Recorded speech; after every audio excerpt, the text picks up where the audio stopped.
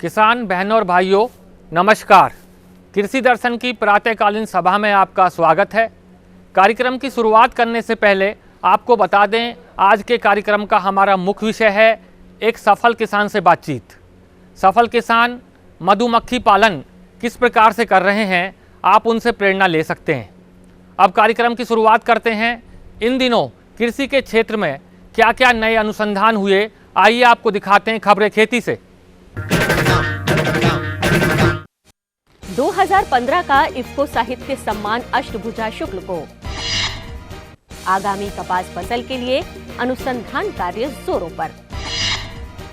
ओडिशा में इफ्को टोक्यो द्वारा किसान बीमा कार्यक्रम संपन्न और नई पद्धति विकसित होने से बढ़ेगा चारागाह का आकार। नमस्कार, खबरें खेती की में आपका स्वागत है। मैं हूं पूर्णिमा भटनागर। अब खबरें विस्तार से। किसानों को समर्पित संस्था इफ्को द्वारा प्रतिवर्ष ग्रामीण पृष्ठभूमि के लोगों को दिया जाने वाला इफ्को साहित्य सम्मान का वर्ष 2015 का पुरस्कार उत्तर प्रदेश के बस्ती जिले के अष्टभुजा शुक्ल को मिला है। रेल मंत्री श्री सुरेश प्रभु ने श्री शुक्ल को यह पुरस्कार प्रदान किया। किसानों को समर्पित संस्था इफ्को प्रतिवर्ष किसानों की प्रगति के लिए साहित्य के माध्यम से प्रयास करने वाले लोगों को इफ्को साहित्य सम्मान से पुरस्कृत करती है। वर्ष 2011 से शुरू किए गए इस पुरस्कार के लिए 2015 का पुरस्कार उत्तर प्रदेश के बस्ती जिले के अष्टभुजा शुक्ल को दिया गया। दिल्ली में रेल मंत्री श्री सुरेश प्रभु ने श्री शुक्ल को यह पुरस्कार प्रदान किया। इस अवसर पर श्री शुक्ल के प्रयासों की सराहना करते हुए रेल मंत्री श्री सुरेश प्रभु ने कहा कि श्री शुक्ल गांव में रहने वाले लोगों के लिए काम कर रहे हैं। इस अवसर पर इफ्को के प्रबंध निदेशक ने कहा कि वर्ष 2011 से संस्थान ने इस पुरस्कार को प्रारंभ कर ग्रामीण पृष्ठभूमि के लोगों को सम्मानित करने का प्रयास किया है। इफ्को साहित्य सम्मान 2011 में शुरू किया था। इसके पहले हम हिंदी से भी सम्मान और राष्ट्रीय हिंदी सम्मान दिया करते थे, पर 2011 में जब इसकी शुरुआत हुई तो इसमें हम लोगों ने जो किसान से जुड़े हुए, ज़मीन से जुड़े हुए, खेती से जुड़े हुए जो लेखक हैं उनको ये पुरस्कार देते रहे हैं। और इस बार ये पुरस्कार श्री अष्टभुजा शुक्ल जी को, जो कि कविता में कविता जो उनकी एक मूल धारा है, उस पर उनको पुरस्कार दिया गया है। उत्तरी भारत में पिछले खरीफ में कपास की फसल को सफेद मक्खी से काफी नुकसान हुआ था। उसको देखते हुए केंद्रीय कपास अनुसंधान संस्थान क्षेत्रीय स्टेशन सिरसा अपने अनुसंधान में जुट गया है, ताकि आगामी मौसम में कपास की अच्छी फसल हमारे किसान भाई ले सकें। पेश है इस बारे में एक रिपोर्ट। कपास एक नकदी फसल है जिसको पूरे देश में उगाया जाता है। आजकल इसका रकबा उत्तरी भारत में बढ़ता जा रहा है। इसको मद्देनजर रखते हुए हमारे कपास विशेषज्ञ नए नए अनुसंधान में लग गए हैं। उत्तर भारत में कपास का क्षेत्रीय स्टेशन सिरसा के निदेशक डॉक्टर दिलीप मोंगा ने कपास अनुसंधान के बारे में हमारे संवाददाता को बताया। ये जो हमारा सिरसा का क्षेत्रीय केंद्र है, ये 3 राज्यों में करीब करीब 15 लाख हेक्टेयर में कपास की खेती होती है।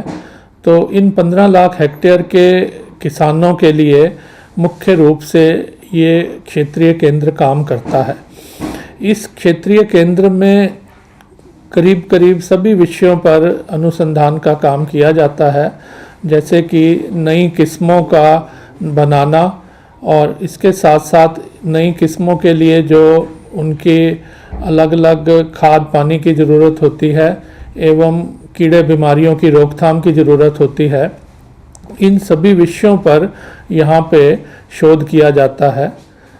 इसके साथ साथ जो हमारे कृषि विश्वविद्यालय हैं, जैसे हरियाणा कृषि विश्वविद्यालय हिसार है, पंजाब कृषि विश्वविद्यालय लुधियाना है एवं राजस्थान कृषि विश्वविद्यालय बीकानेर का एक केंद्र ये गंगानगर में है।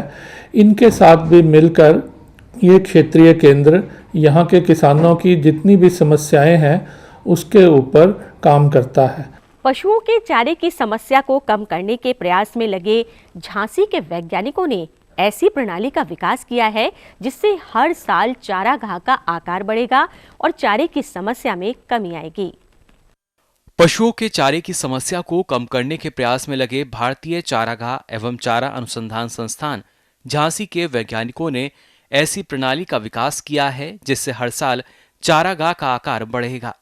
इस बारे में बताते हुए संस्थान के विभागाध्यक्ष डॉक्टर आर.वी. कुमार ने कहा कि संस्थान ने अनुपयोगी और बंजर पड़ी जमीनों पर ऐसी प्रजातियों के पौधों को लगाने की पद्धति तैयार की है जिससे चारागाह के क्षेत्र में वृद्धि होगी। जो हमारे बैरन जो हमारे किसानों के लिए अनुपयोगी भूमि है, जिसमें वो धान गेहूं वगैरह नहीं कर सकते हैं, उस तरह के खेत में कैसे वो पूरे साल अपने चारा का उत्पादन कर सकते हैं। हम लोगों ने एक पद्धति डेवलप की है जिसके अंदर उन किसानों को वर्ष भर चारा मिलता रहे। उसमें बहुत सारे सिस्टम है, हमारे यहाँ महुआ है, पाकर है, शहतूत है, देशी बबूल है, उस तरह के पौधों को आप लगा सकते हैं। और उसके नीचे फिर हमारे पास 3 स्तरीय हमारे यहाँ पद्धति है। पहले स्तर पे हमारे यहाँ पेड़ लगाते हैं, दूसरे स्तर पर हम श्रब्स लगाते हैं, झाड़ियाँ लगाते हैं, जिसमें हमारे यहाँ ल्यूसीना भी है, हमारे यहाँ देशी बेड़ की प्रजाति हैं, वो आपका काट के खिलाओ। क्योंकि बरसात के समय हमारे पास घास होते हैं, घास दोनों तरह की घास हैं हमारे पास हैं, अंजन है, हमारे पास क्राइसोपोगोन है, हेट्रोपोगोन है, गिन्नी ग्रासेज हैं। उसके अलावा हमारे पास दलहनी चारे हैं, स्टाइलो है, उसके पास हमारे पास, जिससे कि आप बरसात के समय में आप चारे को काट के खिलाएं, घास को काट के खिलाएं। लेकिन जब बरसात समाप्त होती है और हमारे पास जब जाड़े का समय आता है, उस समय हमारे पास घास नहीं रहती है, उस समय हमारे पास जो चारे वाले वृक्ष हैं उसको आप काटें, उसको काट के आप जानवरों को खिला सकते हैं। तो इस तरह जो आपका एक समय जब हमें घास नहीं मिलती है, उस समय आप इन वृक्षों को काट के उसको यूज कर सकते हैं। और हम ये कहते हैं कि आपकी जो खेती वाली ज़मीन है उस पर ये न लगाएं। ऐसे बहुत सारे आपकी ज़मीन है जिस पे आप सब्जी नहीं लगा सकते हैं, धान गेहूं नहीं लगा सकते हैं, उस तरह की ज़मीन पे जो बेकार पड़ी है, बंजर पड़ी ज़मीन है, उस तरह पे आप इन तरह को वृक्षों को लगाएं। खासकर जो आपके मेर हैं जिस पर आप कुछ नहीं लगा पा रहे हैं, उन मेरों पे इस तरह के वृक्ष, चारा वाली वृक्ष लगाइए, चारा वाली हमारे घासें लगाइए। और सालों भर आप आपके जानवर को, जो आपके घर में जानवर हैं, उसको इन तरह के चारा उपलब्ध करा सकते हैं। पिछले दिनों ओडिशा के जिला खोर्दा में इफ्को टोक्यो सहकारी संस्था द्वारा एक किसान सम्मेलन का आयोजन किया गया, जिसमें किसानों के लिए बहुत लाभकारी योजनाओं की शुरुआत की। पेश है एक रिपोर्ट। हमारे देश में कृषि विकास में सहकारी संस्थाओं का एक महत्वपूर्ण स्थान है। किसानों के सर्वांगीण विकास के लिए इन सहकारी संस्थाओं द्वारा प्रशिक्षण दिया जा रहा है। इस अवसर पर इफ्को टोक्यो के प्रमुख कार्यकारी अधिकारी डॉक्टर O.H. सूरी ने सभी को संबोधित करते हुए बताया, मुझे इस कार्यक्रम में आकर बहुत बड़ी खुशी हो रही है। आज का ये दिन बहुत ही खास दिन है क्योंकि खोर्दा जिले में इस आदिवासी गरीब क्षेत्र में इफ्को टोक्यो जन इंश्योरेंस कंपनी की समन्वित ग्रामीण विकास परियोजना का शुभारंभ हो रहा है। मुझे ये बताते हुए अत्यंत हर्ष हो रहा है कि यह परियोजना इफ्को टोक्यो के लिए बहुत ही महत्वपूर्ण है। यह परियोजना आपके क्षेत्र बोलगढ़ तहसील के 3 गांवों में शुरू की जाएगी। गांवों में गोड़ीपटना, कड़प एवं खरनाती में 3 वर्ष के लिए चलाई जाएगी। इस परियोजना के माध्यम से परियोजनाओं क्षेत्रों के लोगों के लिए स्वास्थ्य में स्वच्छता में सुधार लाया जाएगा। 3 गांवों में पीने के पानी के लिए साफ पानी उपलब्ध कराया जाएगा। बेरोजगार लोगों को विभिन्न प्रकार के प्रशिक्षण प्रदान करके उनका रोजगार से जोड़ा जाएगा। उनकी आजीविका सुनिश्चित की जाएगी। साथ ही साथ महिलाओं के स्तर को बढ़ाकर सशक्तिकरण की मुख्य धारा से जोड़ने के प्रयास किए जाएंगे। परियोजना को सफल बनाने के लिए आप सब लोगों को इसके लिए सक्रिय भागीदारी निभानी होगी। परियोजना गांव के सभी परिवारों से मेरी यही अपेक्षा है। इस अवसर पर IFFDC के अधिकारी लोग भी उपस्थित थे।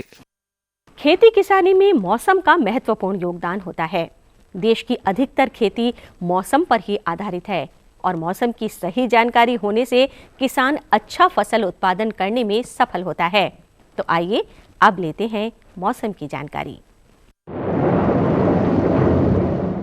भारत मौसम विज्ञान विभाग के मुताबिक आज और कल अंडमान निकोबार द्वीप समूह में कुछ जगहों पर बरसात होने के आसार हैं।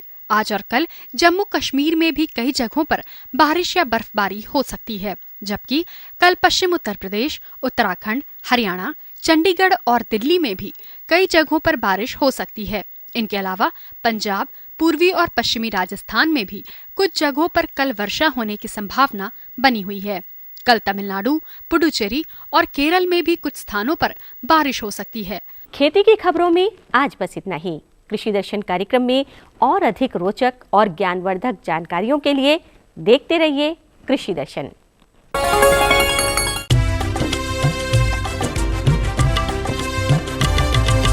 सहकारिता के बल पर विकास के लिए उठे कदम, जन सहकार की ताकत लेकर आगे बढ़ते जाएं हम। जन जन ने इस क्रांति में है विश्वास जगाया, हम सब ने मिलकर विकास का परचम है फहराया। दूर जहां सूरज उगता उस धरती से मैदानों तक, हिम शिखरों के श्वेत बर्फ से हिंद महासागर तक। श्वेत क्रांति हो हरित क्रांति या ग्राम विकास की बात, एकता ही धर्म हो अब चाहे दिन हो या रात।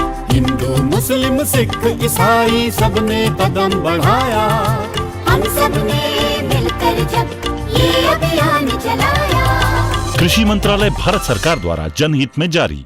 ये लो और बताओ। बस। अरे ये क्या भैया जी, बस इतनी सी रासायनिक खाद? किसानी छोड़ रहे हो क्या? किसानी नहीं, नादानी छोड़ रहे हैं। मिट्टी की जांच कराई है।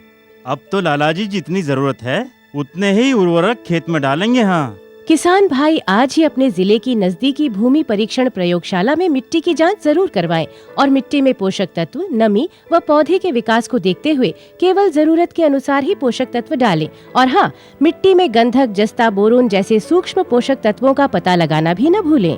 उर्वरक और जैविक खाद के सही उपयोग से भूमि का उपजाऊपन बनाए रखें, उत्पादकता बढ़ाएं, खर्चा घटाएं और बहुमूल्य विदेशी मुद्रा बचाने में भी सहयोग दें। और हाँ, धीमी गति से नाइट्रोजन उपलब्ध कराने वाले उर्वरकों जैसे नीम लेपित यूरिया को प्राथमिकता दें और यूरिया का पत्तों पर छिड़काव करें। अरे वाह, तू तो सचमुच समझदार हो गया रे। अधिक जानकारी के लिए संपर्क करें जिला कृषि अधिकारी या किसान कॉल सेंटर। किसान भाइयों, आपकी मुलाकात हम सफल किसानों से कराते रहते हैं। उसके पीछे हमारा उद्देश्य होता है एक आम किसान भी सफल किसान बन सके। आज हमारे सफल किसान हैं हेतराम जाखड़, चौटाला गांव, सिरसा, हरियाणा से। वो बहुत ही सफलतापूर्वक मधुमक्खी पालन कर रहे हैं और उनका व्यवसाय आज पूरे भारत में फैल गया है। आप भी उनसे कुछ प्रेरणा लें। आइए सीधी आपकी मुलाकात उनसे कराते हैं।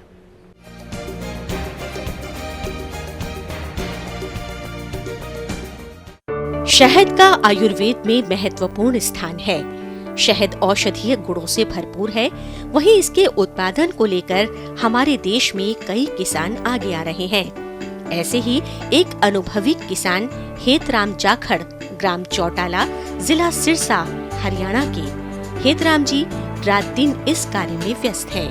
उत्तरी भारत में पंजाब, हरियाणा, राजस्थान, हिमाचल प्रदेश, गुजरात आदि राज्यों में सरसों फसल की पैदावार बहुतायत से ली जाती है एवं सरसों के फूलों से बहुत अच्छा शहद प्राप्त होता है। खेती बाड़ी 2-4 एकड़ जमीन हुआ करती थी। हम तो बिल्कुल छोटे से किसान थे। ताऊ देवीलाल से प्रेरणा मिली, उन्होंने हमें 2 बक्से ला के दिए और 2 बक्सों से यह काम स्टार्ट किया। और आज मेरे पास 3 करोड़ का बिजनेस है। लड़की यही काम कर रही है, लड़के यही काम कर रहे हैं। राजस्थान, हरियाणा, पंजाब और हिमाचल और गुजरात तक ये मेरा काम फैला हुआ है। हेतराम जी के परिवार में दोनों बेटे एवं बेटी इस कार्य में लगे हुए हैं, जो देश के सभी राज्यों में जाकर शहद उत्पादन कर अपनी आमदनी को हर वर्ष बढ़ाते ही जा रहे हैं। देखो जी, एक लड़का 20-20 लाख रुपया खर्चा निकाल के कमा लेता है। पूरे हिंदुस्तान में जहाँ भी फूल होंगे वहीं जाएंगे। अब यहाँ फूल ख़त्म हो गए तो आगे चले जाएंगे। यहाँ मौसम ज़्यादा ख़राब रहता है तो राजस्थान में चले जाएंगे। अगर राजस्थान में मौसम ख़राब है तो गुजरात में चले जाएंगे। और देखो, मधुमक्खी इतना मतलब समझदार जानवर है कि फूल को भी जो ख़राब नहीं होने देता है और उसमें से अपना भी पेट पालता है, लोगों के लिए शहद इकट्ठा करता है। हेतराम जी की सोच है कि उनके परिवार का स्वास्थ्य ठीक रहे एवं जैविक खेती को भी बढ़ावा मिले और इस कार्य को पूरा करने हेतु उन्होंने पशुधन भी रखा हुआ है एवं मधुमक्खी पालन तो सोने पे सुहागा है। मैं बढ़िया नस्ल के 10 12 पशु रखता हूँ, ज़्यादा होने पे बेच देता हूँ क्योंकि संभाले इतने जाते हैं। और इन पशुओं से जितना भी घी दूध होता है वो सारा हम घर में ही खाते हैं। और इनका गोबर की खाद पशु रखना जमींदारी में इसलिए ज़रूरी है कि गोबर की खाद के बगैर खेत में कुछ होता ही नहीं आजकल। और ये जो आर्टिफिशियल खाद है और इतनी स्प्रे आ गई है, इस इंसान को मतलब इतना भयानक बीमारियां आ गई है कि कैंसर वगैरह ये से इसी की देन है जो आज ये स्प्रे और खाद चल रहा है। तो मैं ये दोनों चीज़ें, ना खाद और स्प्रे डालता ही नहीं, बिल्कुल गोबर की खाद से बोता हूँ फसल, और लोगों से ज़्यादा होती है। और मधुमक्खी का उसमें इतना बढ़िया रोल है कि अगर ये सरसों मेरी 10 मन होनी है तो मधुमक्खी इसको 15 मन पे ला देगी। आज की तारीख में हेतराम जी के पास करीब 40 एकड़ जमीन है। कृषि उत्पाद में रबी एवं खरीफ दोनों ही फसलें भरपूर मात्रा में इस जमीन में पैदा होती हैं। 40 एकड़ जमीन है, उसमें नरमा, कपास, उस ग्वार मतलब खरीफ के सीजन में तो, और इसमें रबी में लेता हूँ ये सरसों और गेहूँ। शहद उत्पादन मौसम पर बहुत निर्भर करता है एवं इसकी मार्केटिंग ठीक से हो जाए तो हेतराम जी को बेचने में कोई परेशानी नहीं आती। शहद का जी कोई पता नहीं लगता, जब ये आने लगता है ना तो हम ये सोचते हैं ये हमारे से धन वाला कोई नहीं है। तो ये प्रकृति पर डिपेंड है, कई बार तो बहुत आता है। कम से कम साल में 50 लाख रुपए का हम शहद निकाल लेते हैं। और निकालने के बाद हम क्या करते हैं, 2-4 एकड़ जहाँ भी ज़मीन मिलती है ज़मीन खरीद लेते हैं। इसके अलावा इनका मार्केटिंग दिल्ली में सबसे बड़ा खरीदने वाला है केजरीवाल, लुधियाना में भी है और इसमें चंडीगढ़ में भी है, कई जगह से आते हैं खरीदने वाले।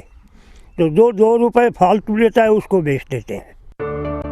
परिवार के सभी सदस्यों को घर में ही भरपूर मात्रा में काम मिलने से हेतराम जी ने अपने बेटे एवं बेटी को भी इसी कार्य में लगा दिया है। परिवार में 10 सदस्य, सबका अलग अलग काम है। लड़की अपना काम कर रही है, उसको भी पहले तो वो हॉर्टिकल्चर में सर्विस में थी, उसको भी सर्विस छुड़वा दी है उसको, वो भी ये बक्सों का काम कर रही है। एक लड़का ये रिलायंस में था, इसको भी वापस बुला लिया है। सब घर के जो है शहद का ही काम करते हैं। मेरा काम है पोतों को खिलाना, पशुओं को संभालना, खेती संभालनी। हेतराम जी सकारात्मक सोच रखते हैं एवं शहद उत्पादन में लोगों को फ्री प्रशिक्षण भी देते हैं। हाँ, बाकी जमींदारों के जो आजकल नई पीढ़ी है उनको खूब कहते हमारे क्यों भूख मर रहे हो, 2-2 एकड़ में 2 बक्से से चालू कर लो और आपकी आने वाली 3-4 पीढ़ी भूख नहीं मरेगी। लेकिन ये जाटों में क्या है, ये बच्चों की मानसिकता ऐसी है कि वो कहते हैं घर नहीं छोड़ना। और पंजाबी लोग हैं वो घर में नहीं रहते, वो घर छोड़ के राजी है। ये अपने वाले बागड़ी जो है ये घर नहीं छोड़ते। अभी गुजरात में मैंने इतने लोगों को ट्रेनिंग दी है, अगर मैं रोड से जाता हूँ ना तो वो बोले काका नमस्ते, तो पास वाला पूछेगा ये कौन है, मैंने कहा भाई मैं नहीं जानता। मेरे साथ वो होती है मदारी तमाशा करता है, सबको पता है ये मदारी है, मदारी किसी को नहीं जानता। तो मेरे साथ तो ये होता है, इतने लोगों को पढ़ाया है मैंने। उनसे कुछ नहीं लेते, उनका खाना पीना सब हमारा है। और उनको खाली हम इसलिए रखते हैं कि हमारा काम हो जाता है, वो सीख जाते हैं। तो उनको 10 डब्बे दे के अलग कर देते हैं, भाई बहुत बड़ा हिंदुस्तान है, कहीं अपना कमा खा। ट्रेंड करने के बाद उसको बक्से दे देते हैं और उसको ये कहते हैं अभी इस बक्से से जो शहद निकलेगा उसको बेच के हमारी पेमेंट कर दे और बक्से दे दे। मैं ये संदेश देना चाहूँगा, मेरी तरह थोड़ा थोड़ा भी धंधा कर लेना तो इस देश में भूख नाम की चीज़ ही नहीं है किसानों को। अब ये किसान भूख क्यों मरते हैं, क्यों फंदा लगा के लटकते हैं कि उनको ज्ञान नहीं है। तो मैं इनको ज्ञान खूब बांटता हूँ और बहुत लोगों को कामयाब किया है। गांव में जो घूमते रहते हैं नशाखोरी बहुत है, उनको कहता है भी कोई नशा मत करो, काम करो, ये प्रेरित करता हूँ। खेती में करो चाहे और मधुमक्खी पालो, कोई काम करो, पशु पालो, ये प्रेरित करता हूँ इनको। हेतराम जी के परिवार में 10 सदस्य हैं, जहां एक और वो उनके कार्य में सहयोग करते हैं, वहीं ये अपनी तीसरी पीढ़ी यानी पोते पोतियों को भी खेतों में ले जाकर घूमते रहते हैं एवं फसलों व मधुमक्खी द्वारा शहद कैसे तैयार होता है, इस बाबत भी बताते रहती है। छोटे मोटे हम 10 सदस्य हैं परिवार के और सबको अलग अलग काम दे रखा है। बीननियाँ अपना काम करती है, इनकी दादी पोतों के लिए खाना बनाती है, पढ़ते भी है, खेती संभालते हैं, जैसे सरसों को तोते खा रहे हैं तो उड़ाते हैं। सारा काम सब छोटे मोटे सामूहिक फैमिली है, एक जगह खाते हैं, काम सबका बटा हुआ है। ये काम है निजी की बिजनेस करता है और गुलारा काम है जो सारों मैं संभालूँ। आने कोई दिक्कत को नहीं, कोई आया गएगी रोटी टुकड़ेगी और गी सारी कोई की कोई खाली कौन जावे नहीं। और लड़का है जका ही बिजनेस कर रहा है, आंगा बच्चा ला रूँ, आंग औरतां और सब मैं संभालूँ और कोई दिक्कत को नहीं आन दियो। आने गाया भैंसियाँ दूनी और करनो सारों मैं आन करके दूँ, घी दूध आन करके दूँ। टबर है जगह सारा है जगह मैं पालो पोषण में करूँ। और लड़का भी यही काम कर रहा है, लड़की भी यही काम कर रही है और हमारे 7 पीढ़ी से वही काम चल रहा है। हमारे ससुर जी वही काम करे, आप भी वही काम करे, लड़का भी वही काम करे, मेरा पोती पोता भी वही काम करेगा। और ये काम में नहीं जी बहुत ही नहीं जी नफ़ो है, बहुत ही आज हमारी उगाड़ी जी बहुत परिवार ऊंची जा रही है। हाँ, हम घर का काम करते हैं, वो कभी अमृतसर कभी शिमला यहाँ पे अपना बिजनेस करते हैं। 3 बच्चे हैं, उनका काम संभालती हूँ, पीछे का कोई उनको टेंशन नहीं रहता। मेरा नाम रोशनी है और मेरे ससुर जी भी मधुमक्खी पालन का काम करते हैं और मेरा हस्बैंड भी करता है। और इनके हमारे यहाँ मधुमक्खी का काम सीखने के लिए बहुत सारे आते हैं, उनका खाने पीने का बंदोबस्त मैं खुद करती हूँ। मेरा नाम दिव्या है, मुझे मेरे दादाजी का सब काम करती हूँ। मेरे दादाजी हमें सब कुछ दिखाते हैं और हमारे लिए सब कुछ लाते हैं। मेरा नाम अश्विनी है, मुझे सेहत खिलाते हैं, मुझे सब कुछ सिखाते हैं। मेरा नाम पलक है, मैं 2nd कक्षा में पढ़ती हूँ। मेरे दादा मुझे सेहत भी खिलाते हैं और बहुत चीज़ों के बारे में भी बताते हैं। इस प्रकार हेतराम जाखड़ अपने परिवार के सहयोग से अपने क्षेत्र में जाने माने शहद उत्पादकों में गिने जाते हैं।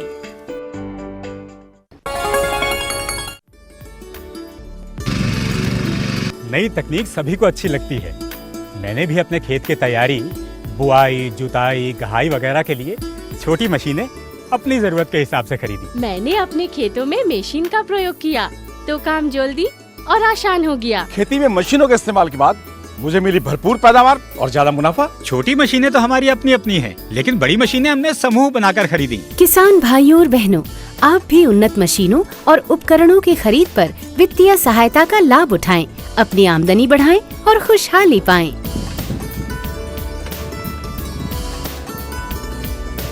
हो गया।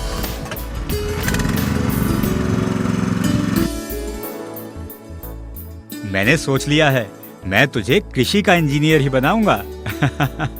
नई मशीनें, नए उपकरण आए आपके द्वार, ले लो इनसे अब खूब खुशी और पैदावार।